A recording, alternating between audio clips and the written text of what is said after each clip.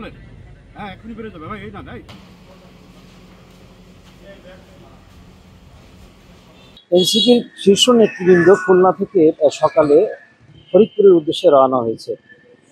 RAB এবং পুলিশের কড়া নিরাপত্তার মধ্য দিয়ে তারা খুলনা থেকে খুলনা সার্কিট হাউস এবং সিটি ইউনিয়নের সামনে থেকে নেতৃবৃন্দ গাড়ি বহন নিয়ে ফরিদপুরের উদ্দেশ্যে রওনা হন। তারা সেখানে পথসভা করবেন এবং রাজবাড়িতেও পথসভা করার কথা রয়েছে। এর আগে গতকালকে গোপালগঞ্জে সহিংস ঘটনার পর সেনা প্রহরায় তারা খুলনার সার্কিট হাউসে আসেন এবং রাতে সংবাদ সম্মেলন করে গোপালগঞ্জের যে হামলা হয়েছে সেই হামলার প্রতিবাদ জানান এবং দোষীদেরকে চিহ্নিত করে দ্রুত সময়ের মধ্যে তাদেরকে গ্রেপ্তারের আহ্বান জানান এবং 24 ঘন্টার একটি আলটিমেটাম দেওয়া হয়েছে। এই সময়ের মধ্যে তারা তাদেরকে গ্রেপ্তারের আহ্বান জানিয়েছেন।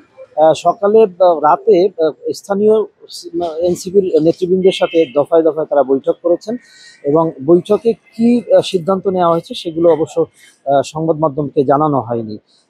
খুলনা থেকে সার্জিস আলম, নাহিদ এবং হাসনাত আবদুল্লাহ সহ তারা গাড়ির বহরে করে খুলনা ত্যাগ করেন। এই সময় এনসিপির স্থানীয় নেতৃবৃন্দরা তাদেরকে বিদায় জানান। খুলনা থেকে এই ছিল সর্বশেষ। খুলনা থেকে শামসুজ্জামান শাহীন। এক্সট্রিম মশার কয়েল প্ল্যান্ট ফাইবার দিয়ে তৈরি, তাই সহজে ভাঙে না, সুগন্ধিযুক্ত ও নিরবিচ্ছিন্নভাবে জ্বলে। ডেঙ্গু, চিকুনগুনিয়া বাহি সহ যে কোনো মশার বিরুদ্ধে দেয় এক্সট্রিম সুরক্ষা।